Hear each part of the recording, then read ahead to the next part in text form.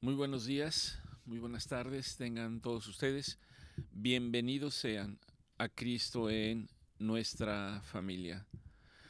Como cada reunión, le damos gracias a Dios por todas y cada una de sus bendiciones.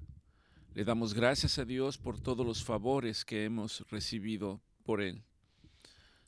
La palabra de Dios dice que vivimos por Él si es su voluntad y morimos si es por voluntad de Él. Dios es soberano y en esa soberanía Dios desea expresarnos su amor, su gracia y su justicia. Durante la última reunión, déjeme hacer un recuento, hablamos de la carta a Timoteo, primera de Timoteo, capítulo 2, versículo 1, sobre todo en este tiempo en el cual nosotros acabamos de pasar por un tiempo de elección presidencial, de cambio de gobierno, y en donde ciertamente el hombre tiende a polarizarse. De repente nosotros humanamente podemos decir yo soy del partido rojo, yo soy del verde, yo soy del azul, yo soy del amarillo, y generalmente el ser humano toma partido. Reconocer que para Dios no hay partidos, no hay diferencias, pero sí hay una serie de observaciones que son importantes para todos nosotros. En la carta a Timoteo, Pablo está exhortando a su discípulo, al cual amaba entrañablemente y tenía un gran afecto por él. Era como su hijo. Pablo no tuvo hijos, de tal manera que Timoteo era como el hijo que Pablo no había tenido. Y le está hablando de una manera cariñosa. Esto hablamos la semana pasada y quisiera recordarlo ahora, porque en esta carta Pablo le está señalando a Timoteo y le está diciendo, Timoteo, te exhorto, te animo, ante todo, para que se hagan rogativas, oraciones, peticiones y acciones de gracias por todos los hombres. No hace ninguna excepción. Él está exhortando de la misma manera que la palabra de Dios nos exhorta el día de hoy, para que nosotros en todo tiempo y en todo momento hagamos rogativas, oraciones, peticiones y tengamos acción de gracia por todos los hombres. No marca ninguna excepción, no marca ninguna circunstancia, dice por todos los hombres. De hecho, la palabra de Dios dice que Dios no desea que ninguno se pierda, sino que todos vengan a la luz del entendimiento, a la luz del conocimiento. Y esto es lo que está diciendo Pablo. Y continúa diciendo, al decir por todos los hombres, Pablo le señala por todos los reyes, por todos los que se encuentran en posición de autoridad, y hay un resultado de orar, de hacer peticiones, de hacer rogativas y acciones de gracia por todos los hombres, principalmente por los que están en autoridad. Y el resultado debiera ser que vivamos quieta y reposadamente en toda piedad y en toda honestidad. Uno podría preguntarse si actualmente nosotros tenemos una vida quieta y reposada. ¿Está usted teniendo una vida quieta y reposada? ¿O está usted teniendo una vida de angustia, de estrés, de aflicciones, en la cual se encuentra con muchas preocupaciones, con muchos afanes, queriendo resolver tantas cosas y quizás no pueda resolver ninguna?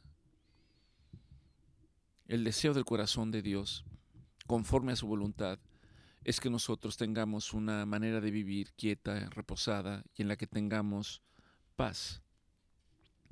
Y continúa diciendo la palabra de Dios, porque esto es bueno y agradable delante de nuestro Señor. Porque es bueno y agradable interceder unos por otros.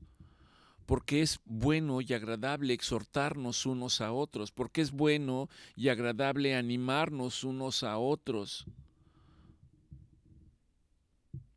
Porque es bueno y agradable delante de Dios ser íntegros y ser honestos conforme a su voluntad. Habría que analizar si nosotros podemos comprender qué significa ser íntegro. La palabra integridad quiere decir completo. La palabra integridad quiere decir que no le falta nada. Tampoco le sobra nada. Honestidad. ¿Estamos siendo honestos nosotros en nuestra manera de vivir? ¿Nuestra manera de decir sí es sí y nuestra manera de decir no es no? ¿O con frecuencia, como nos ocurre a todos, de repente caemos en situaciones en las que quizás tenemos que disfrazar la verdad, quizás tenemos que hacernos a un lado de la verdad, pensando que estamos haciendo algo que es correcto, pero cuando no estamos haciendo correcto, aun cuando nosotros no seamos conscientes de ello, estamos pasando por la lupa de Dios, estamos pasando por la Escritura. Y Dios nos llama para tener una vida piadosa, para tener una vida honesta, para vivir una vida de integridad delante de Él. Y esto, como lo refleja en 1 de Timoteo, según en el capítulo 2, versículo 4, Dios, el deseo del corazón de Dios dice que Él quiere que todos los hombres sean salvos.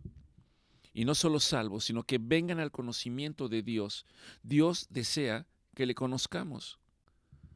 La pregunta para nosotros es si conocemos verdaderamente a Dios. ¿Conocemos a Dios o simplemente Dios es una palabra que puede representar tantas cosas? Dios simplemente puede estar relacionado con alguna religión, alguna forma de pensamiento. ¿Qué es realmente conocer a Dios? Dios desea que nosotros nos acerquemos a Él, tengamos intimidad y Dios quiere darse a conocer con nosotros. Un Dios de amor, pero también un Dios de justicia, un Dios de misericordia, un Dios de gracia. Y para nosotros, aunque parezca una frase muy trillada, Dios nos dice: de tal manera amó Dios al mundo que ha entregado a su único Hijo en sacrificio llamado Jesucristo para que ninguno se pierda. Y sé que son situaciones que a veces no son tan fáciles de comprender, porque entiendo yo quién era Jesucristo, entiendo lo que Jesucristo representa para la vida de cada uno de nosotros. ¿Realmente puedo dimensionar el sacrificio que hizo nuestro Señor Jesucristo en la cruz por amor de nosotros, en el cual cargó todos nuestros pecados para hacernos libres, para que hoy podamos estar delante de la presencia de Dios sin tener ningún intermediario, puesto que nuestro Señor Jesucristo dijo en la cruz: consumado está, consumado es, no falta nada, no sobra nada. Y nuestro Señor Jesucristo levanta sus ojos y dice: Padre, he terminado la obra que me mandaste hacer. He aquí que yo te los entrego. ¿Entendemos eso? Y ese es el punto. En estos días un paciente me preguntaba y me hacía una pregunta específica y me decía que si yo era cristiano. Con frecuencia, cuando me han hecho esta pregunta, no es una respuesta a la que yo pueda responder fácilmente, y cuando lo platico con mi esposa, por ejemplo, ella me dice: pero por supuesto dijiste que sí, ¿verdad? Pero tenemos pensamientos a veces un poquito distintos, porque el responder que uno es cristiano, pues uno puede responder que sí, pero ¿qué significa eso? ¿Qué significa que tú eres cristiano? ¿Practicar alguna religión? ¿Simplemente decir que crees en Cristo aunque no comprendas la dimensión de lo que esto implica? ¿Qué significa ser cristiano? Y cristiano implica más allá de simplemente una creencia, de simplemente el decir que yo creo en el Hijo de Dios. Ser cristiano implica una manera de vivir. Ser cristiano implica volverse un discípulo de nuestro Señor Jesucristo. Ser cristiano significa seguir sus enseñanzas, entender y comprender los mandamientos de Dios como nuestro Señor Jesucristo vino a mostrárnoslos. En nuestro Señor Jesucristo está reflejada la justicia de Dios. Por nosotros mismos no podemos hacer nada, pero con el sacrificio de nuestro Señor Jesucristo, dice la Escritura, que Él nos ha justificado. Hemos sido justificados delante de Dios. Podemos presentarnos delante de Él sin temor alguno. Y no por lo que nosotros hayamos hecho, sino por el puro afecto de la soberanía de Dios. Dice en el libro de Romanos 1:17, recordando lo que vimos en la reunión pasada, porque en el Evangelio son las noticias del reino de Dios, tiene que ver con la palabra de Dios, porque en el Evangelio la justicia de Dios se revela a nosotros por fe, y para fe, como está escrito, por la fe el justo vivirá, mas el justo por la fe vivirá. El justo por la fe vivirá. Repito, ¿qué nos hace justos? Entender, comprender y creer en el sacrificio de nuestro Señor Jesucristo. Eso es lo que me hace justo para estar delante de Dios. Y si no fuera por eso, no podríamos estar delante de la presencia de Dios, porque la Escritura dice que Dios es santo y no puede haber nada que no sea santo delante de Él. Hemos sido pues justificados. Y sigue diciendo en 2 de Pedro, capítulo 3, en el versículo 9, porque Dios no retarda su promesa. Dios tiene promesas para nosotros. Dios no retrasa su promesa, según algunos tienen, por tardanza, sino que Dios es paciente para con cada uno de nosotros. O sea, Dios tiene que ser paciente con nosotros. ¿Por qué? Porque es un Padre amoroso, porque nos ama y no quiere que ninguno se pierda. Él es paciente con nosotros. Aún en nuestra manera vana de vivir, Dios es paciente con nosotros y dice, no quiero que ninguno se pierda en la eternidad sin estar en mi casa. No quiero que ninguno se pierda en la eternidad sin mi presencia. Yo quiero que todos vengan a casa. Yo quiero que un día todos estén reunidos en mi reino, en donde yo mismo los voy a cuidar, los voy a pastorear, yo voy a ser su luz, yo voy a estar con ustedes mismos. Y eso lo empezamos a vivir en esta tierra cuando nosotros reconocemos a nuestro Señor Jesucristo como nuestro Redentor, como nuestro Salvador, como nuestro único y suficiente. La justicia de Dios viene a nosotros por medio de la fe en nuestro Señor Jesucristo y por supuesto por todos los que creen en Él. Hemos sido pues justificados a causa del sacrificio de nuestro Señor Jesucristo. Hemos sido justificados por la redención que es en Cristo Jesús. Dice Romanos 5:8, mas Dios muestra su amor, lo hace evidente para nosotros.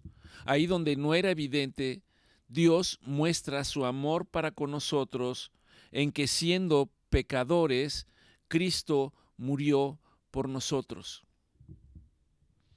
Ahí se refleja el amor de Dios. Y repito en una oración tan trillada, de tal manera amó Dios al mundo que ha entregado a su único Hijo llamado Jesucristo para que todo aquel que en Él cree no se pierda, no se extravíe, sino que seamos salvos para la vida eterna.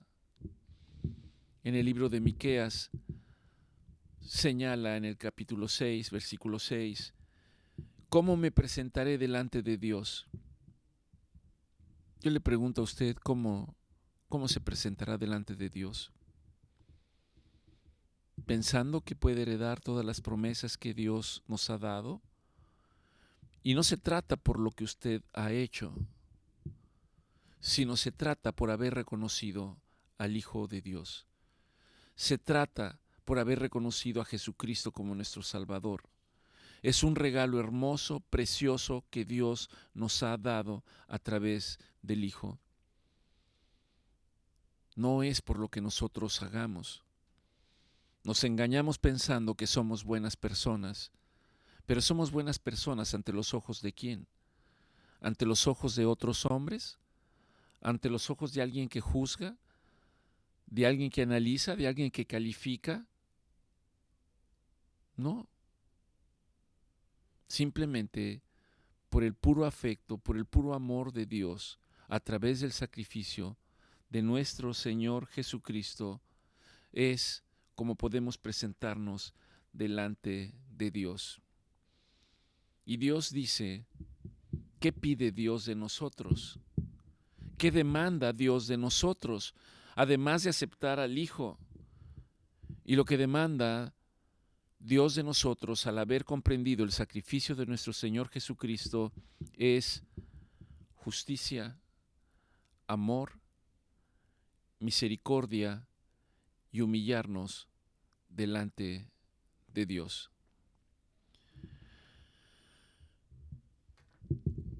El día de hoy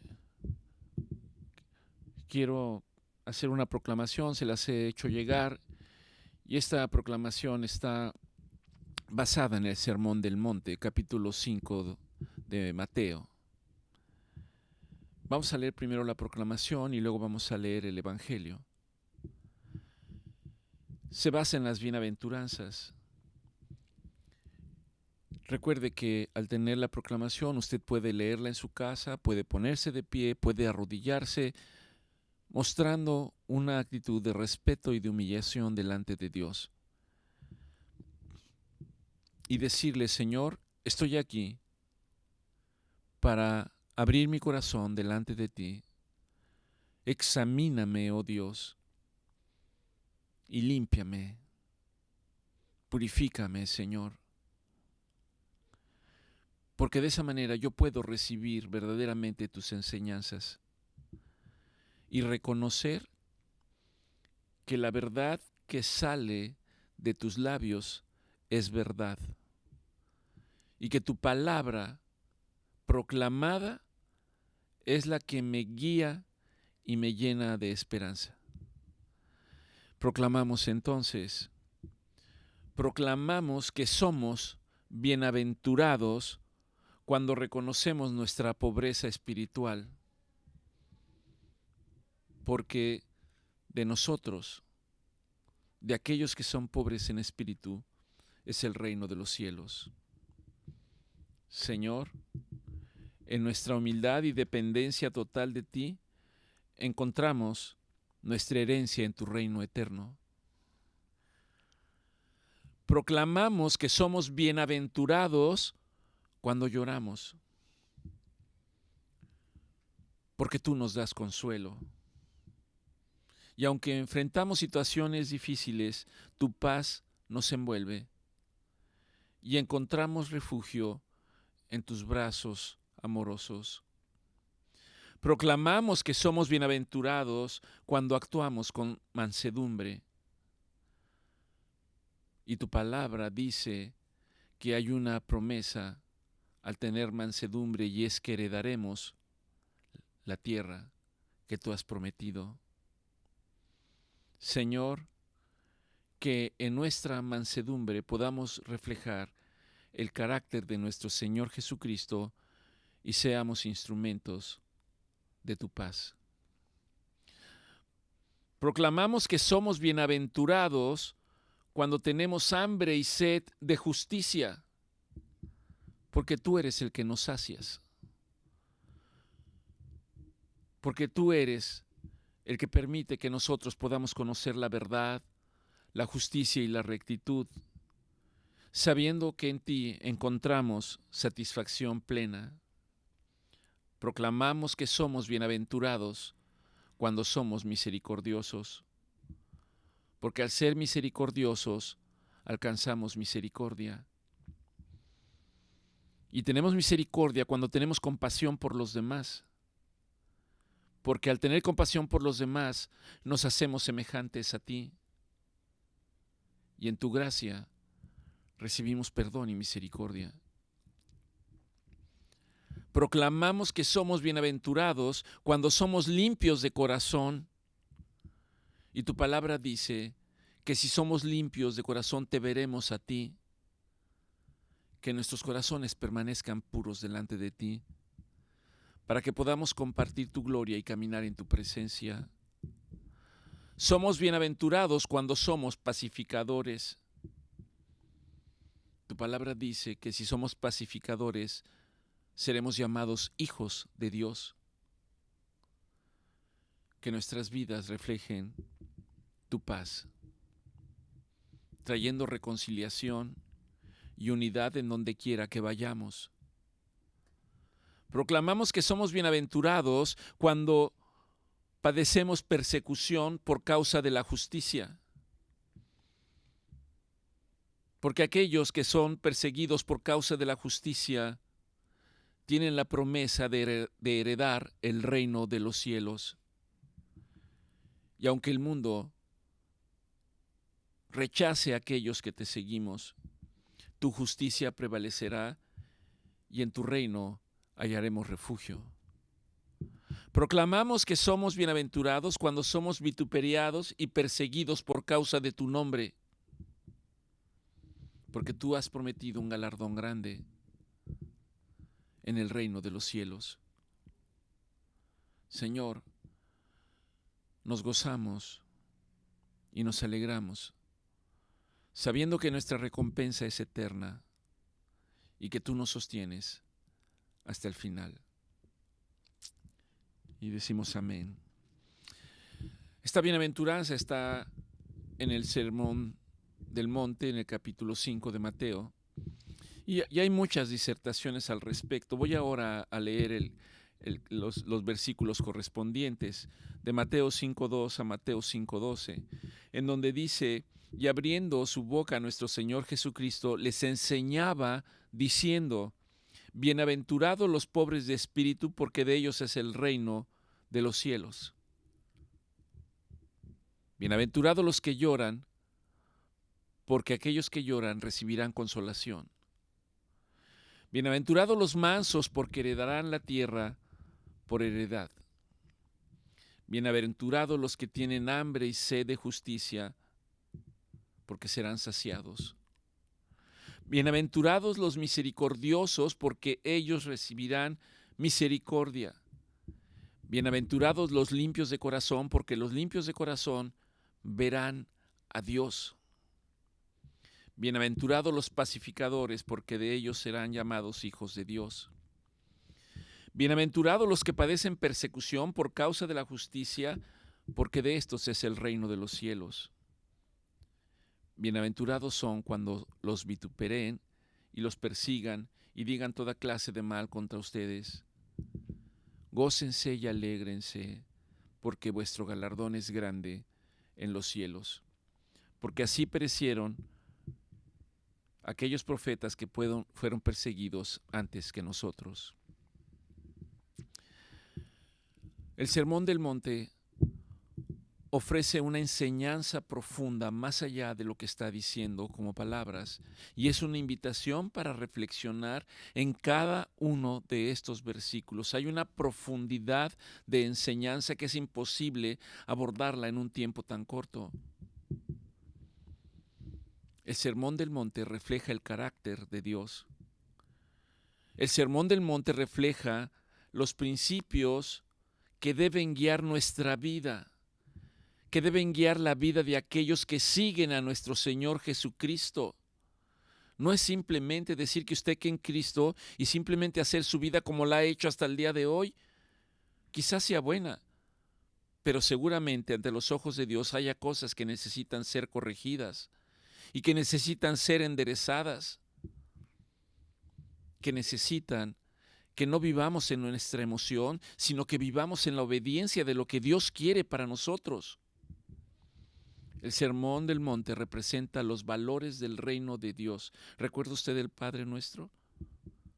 Donde dice en el Padre Nuestro que así como es en el cielo, sea en la tierra, y que el Señor ejerza su voluntad.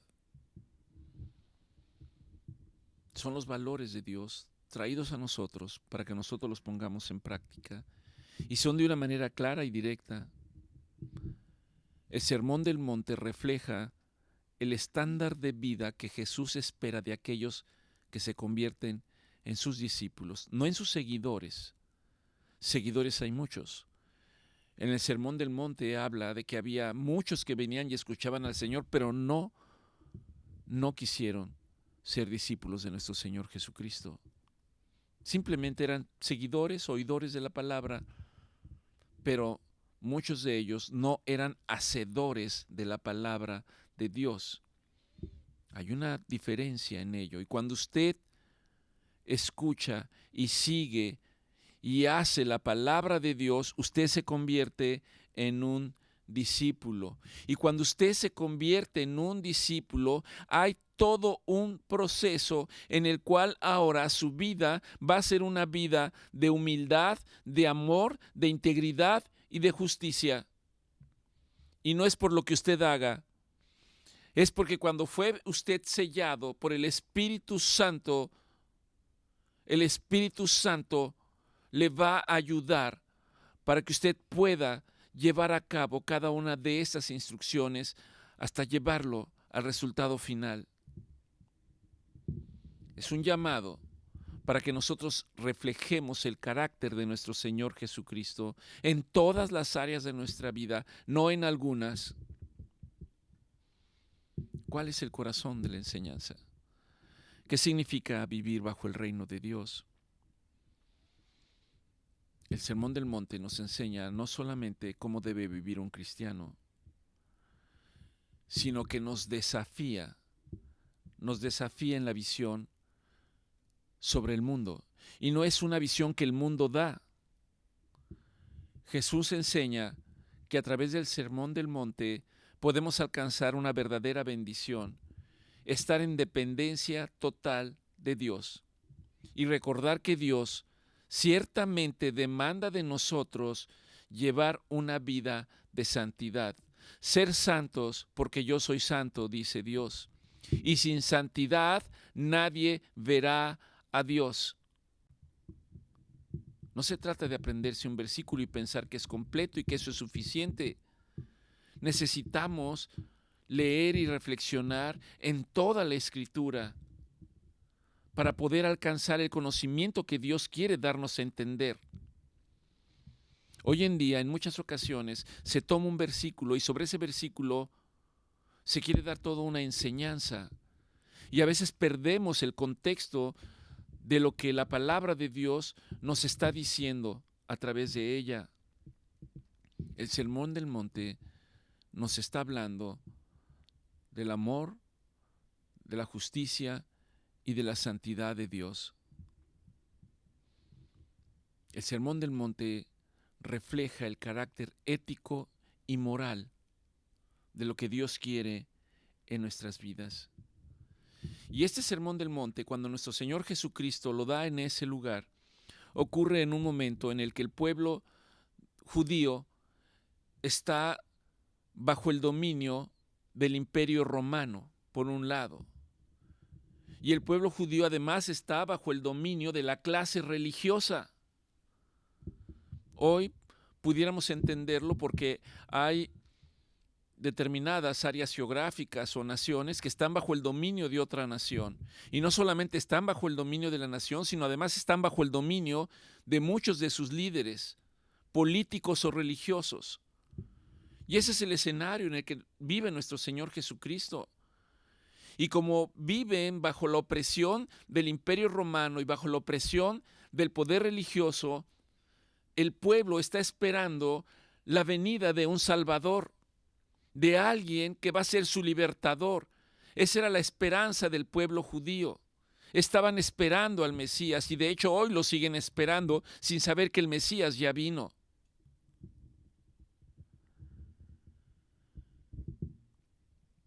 El pueblo judío era gobernado por los romanos, y no solo era gobernado, el ser gobernados implica que tenían que pagar impuestos, que había una presencia militar constante ahí para imponer orden, y había una cultura opresiva, tal y como lo hacen los tiranos. Encontraríamos muchos ejemplos para señalarlo. Y de esa forma en que el pueblo está viviendo bajo opresión es donde nuestro Señor Jesucristo toma para enseñanza varios pasajes y los transmite al pueblo a manera de parábolas para que ellos comprendan y sea entendible lo que Él quiere darles a comprender. La opresión religiosa básicamente era por dos grupos, los fariseos y los saduceos, aunque había otros. Estaban los celotes y hay un cuarto grupo que no recuerdo ahorita exactamente. Y estos grupos religiosos lo que hacen es imponer costumbres y formas de vivir. No digas, no hagas, no pienses, simplemente haz estas cosas. Tal y como ocurre el día de hoy. A veces no necesitan imponerlo porque la misma gente se los impone. Y piensan que al imponérselas pueden comprar el favor de Dios a través de cosas. No es a través de lo que hagamos. Como leímos ahí en Miqueas 6, el Señor demanda de nosotros obediencia, obediencia. En el Sermón del Monte, nuestro Señor Jesucristo declara que los bendecidos no son los ricos y poderosos.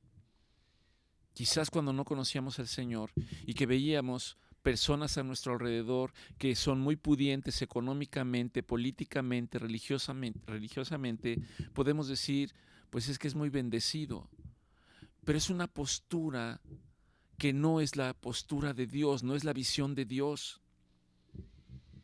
Porque Dios habla de que aquellos que son pobres en espíritu, es decir, aquellos que no son vanidosos, que no son orgullosos, que no son egoístas y rebeldes,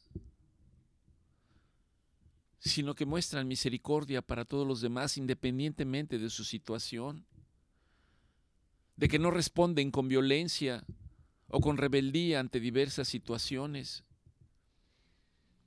Contemporáneamente entre nosotros, ¿qué pasa cuando alguien tiene poder económico o político? Casi invariablemente trata de ver a los que le rodean menos y trata de que él sea reconocido. Eso se llama vanidad y soberbia. Y eso es lo que está diciendo en el Sermón del Monte nuestro Señor Jesucristo cuando dice: bienaventurados los pobres de espíritu, bienaventurados los que no son orgullosos, bienaventurados los que no son vanidosos, bienaventurados los que no son soberbios, bienaventurados los que no son rebeldes. Porque los pobres de espíritu, que son mansos y humildes, serán exaltados por Dios. No de la manera que quizás ellos piensan, pero Dios tiene buen cuidado de ellos. Y lo que nuestro Señor Jesucristo nos está diciendo, que lo importante no es ser liberado de las causas externas, no es ser liberado de los opresores, sino que lo importante es ser liberado de las propias cosas que a mí me encadenan. Y hay tantas cosas que nos encadenan en la vida. Tu inseguridad te encadena. Tus mentiras te encadenan. Tu rebeldía te encadena. Y lo que el Señor trata de mostrarnos es que la verdadera libertad es cuando se rompe de nuestro interior estas ataduras y estas cadenas que no nos dejan tener una vida plena y de relación, en este caso, con el Señor, que nos impiden ser verdaderos seguidores y discípulos de nuestro Señor Jesucristo. El versículo va más allá. Para los judíos que vivían bajo la opresión de los romanos y de los religiosos del tiempo, no era que viniera el Mesías para que los liberara de los romanos y los liberara de los religiosos y ellos fueran libres, porque tenían que ser liberados de su propia esclavitud. Los fariseos le decían a nuestro Señor Jesucristo: nosotros no hemos sido esclavos de nadie, y estaban bajo el dominio romano. Y de repente algún romano pasaba y le llamaba a un judío y le decía: llévate esta carga y llévale a mi casa. Y no podían decir nada. ¿Acaso eso no se llama esclavitud? ¿Por qué decían que no eran esclavos? Porque había soberbia y vanidad, pensando que no era así.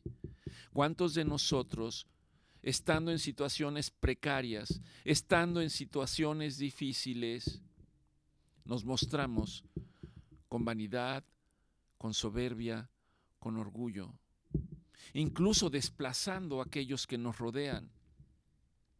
Incluso alguien que está pasando por una situación de enfermedad difícil y terrible puede mostrarse como una persona con soberbia. Cuando dice: lo que pasa es que nadie me entiende, nadie sabe lo que yo sufro, nadie sabe por lo que yo estoy pasando. Déjeme decirle que esa es una actitud de arrogancia en el corazón. Porque un corazón manso y humilde, un corazón pobre en espíritu, es capaz de ver el esfuerzo de las personas que están a su alrededor, sean amigos, familiares o circunstanciales, y que están tratando de aportar algo para ayudarle, para animarle, para exhortarle. Es ahí donde la gracia de Dios tiene que manifestarse. Y empieza reconociendo la autoridad y el señorío de nuestro Señor Jesucristo en nuestra vida. Dios quiere transformar nuestro corazón. Dios quiere transformar nuestro interior. Dios quiere que seamos humildes, compasivos, misericordiosos, y que en lugar de buscar la justicia terrenal, busquemos la justicia de Dios. Para los judíos de aquel tiempo debe haber sido algo que no comprendían completamente, y para nosotros sigue siendo igual, no lo entendemos completamente. Y como no lo comprendemos, nosotros lo interpretamos de acuerdo a nuestra manera de ver las cosas. Dios quiere liberarnos. El Señor, a través de este mensaje, de este sermón, muestra nuestra interpretación de las cosas.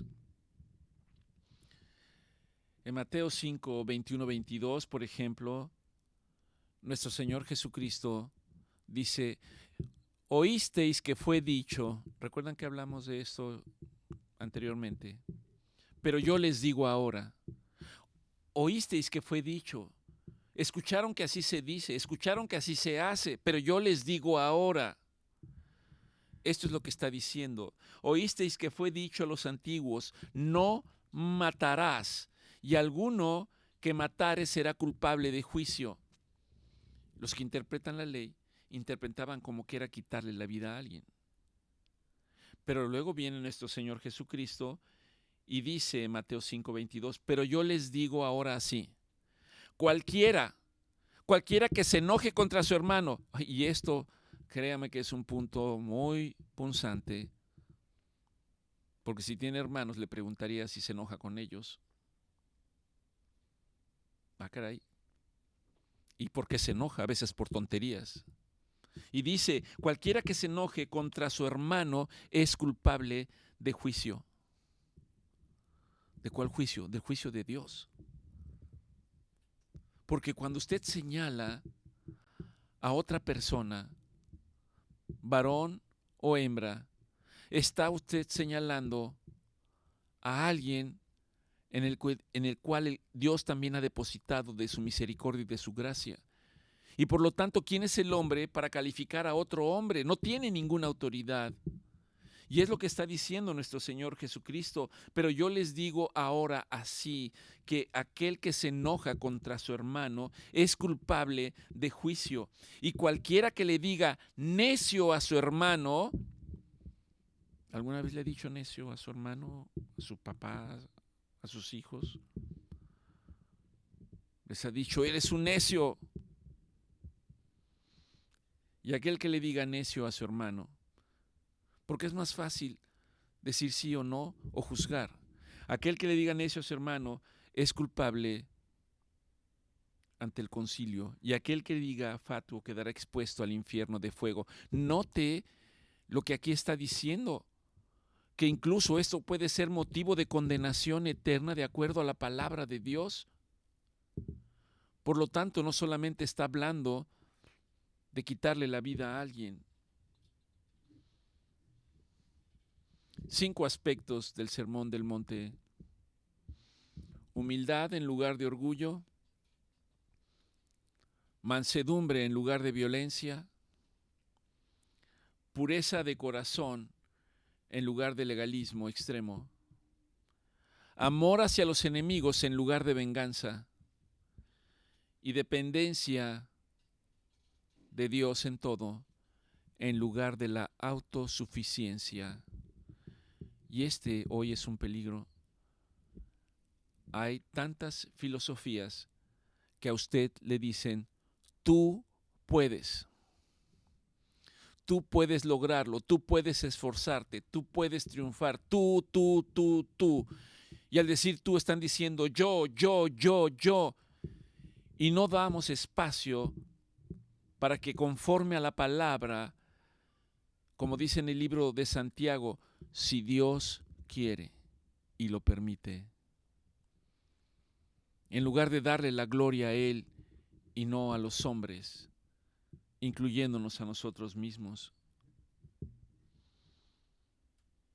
Bienaventurado, comienza diciendo nuestro Señor Jesucristo, los pobres de espíritu. Y ya les he explicado lo que está diciendo. El Sermón del Monte presenta los valores del reino de Dios. Conforme a lo que dice el capítulo, podemos señalar 3: pureza de corazón, misericordia y justicia. Recuerde que misericordia es ponerse en los zapatos del otro. ¿Qué hizo Dios por nosotros? Envió a su Hijo como hombre. No cabe en nuestra mente entender como un Dios que es eterno, que es soberano, que tiene en sus manos a todo el universo y que está metido en el universo, cómo ese Dios se hizo hombre y habitó entre nosotros. No cabe en nuestra mente. No hay una explicación humana que pueda comprenderlo. Pero la palabra dice que Dios, siendo Dios, se hizo hombre renunciando a toda su potestad, haciéndose humilde entre nosotros. Siendo rico se hizo humilde. ¿Por qué era siendo rico? Porque por Él se hizo todo, para Él y por Él. Todo fue hecho por Él. A Él le pertenece todo. Y al venir en forma de hombre, renunció a eso que tenía para vivir como hombre. Pero ciertamente para cumplir en la soberanía de Dios algo que Él ya había establecido desde antes para salvar a la humanidad, y que era como hombre morir en una cruz, entregar su vida. Pero no solo murió, no solamente fue sepultado 3 días, sino que resucitó y está vivo. Esa es la noticia que usted tiene el día de hoy. Jesús está vivo. El Sermón del Monte nos enseña que no son las apariencias externas, sino lo que está dentro de nosotros, lo que es verdaderamente importante.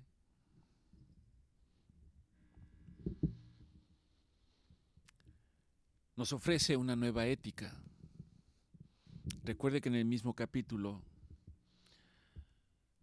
en Mateo 5:44, versículos anteriores y después, nuestro Señor Jesucristo dice: oísteis que fue dicho ojo por ojo y diente por diente.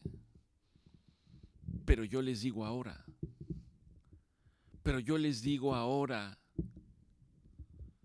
amar a vuestros enemigos, bendecid a vuestros enemigos, bendecir a los que os maldicen, hacer el bien a los que os aborrecen y orar por los que los lastiman, los persiguen, los ultrajan. Y eso da un cambio total de la justicia, no de la justicia humana, de la justicia divina.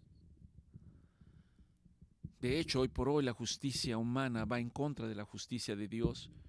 Y pensamos que eso va a quedar así simplemente porque sí, nos engañamos a nosotros mismos, porque a su tiempo Dios ha dicho que Él hará justicia conforme a la justicia divina, no a la justicia humana.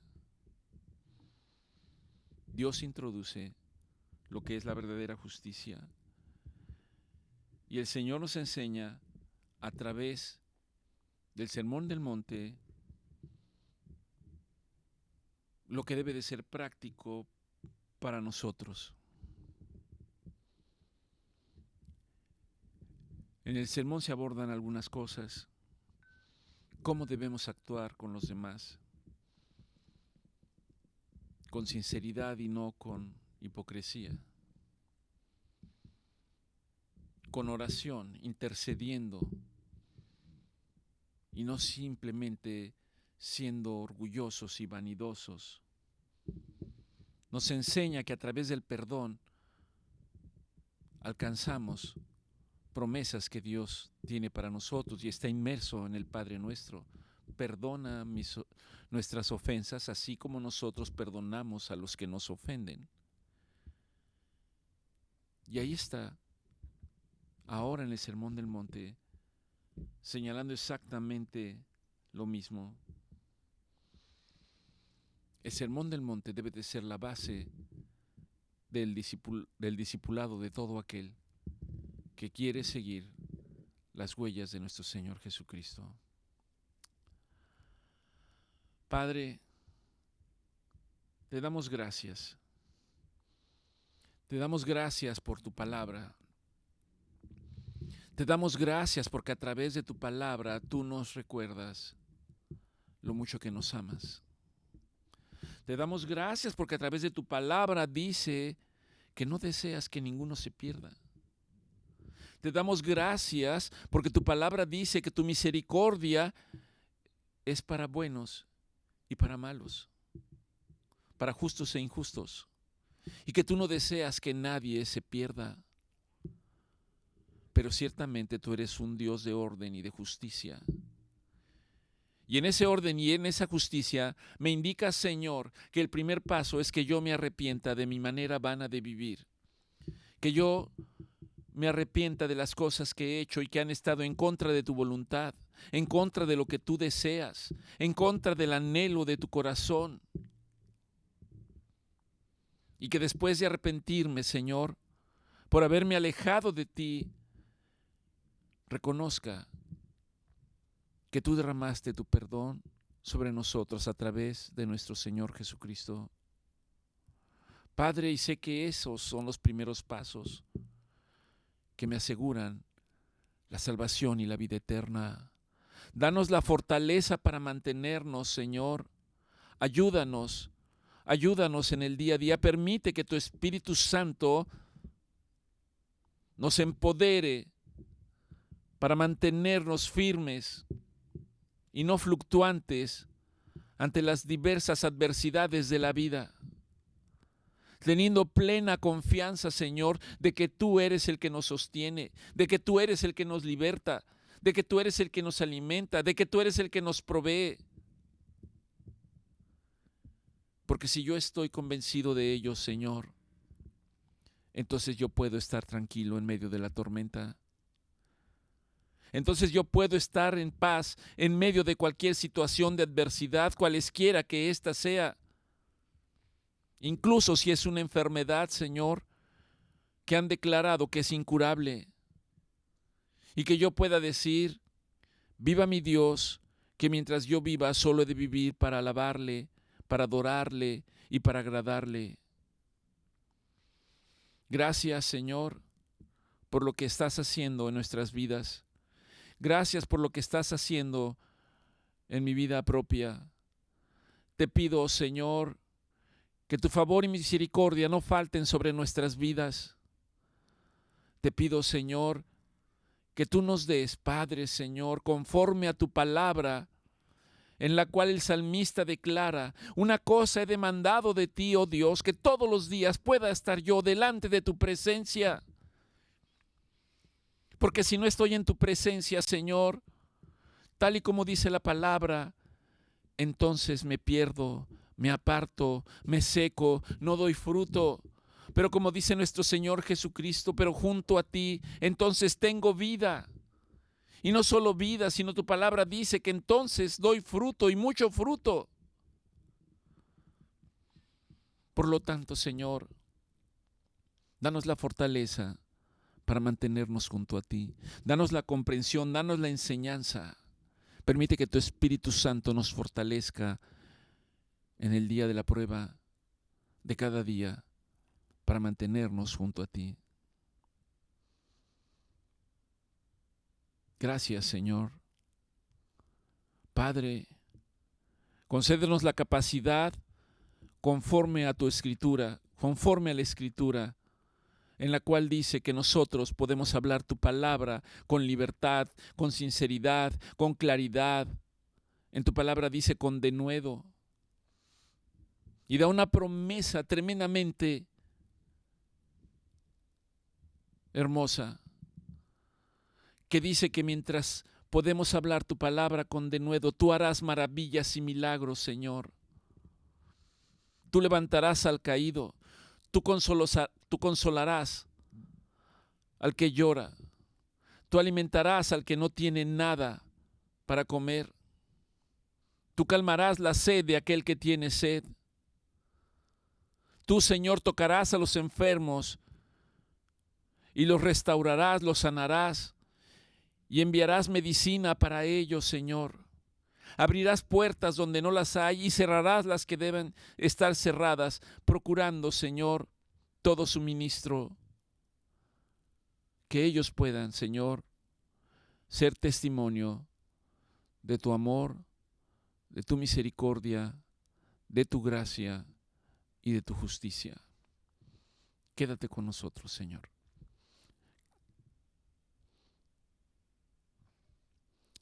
Que el Señor los bendiga.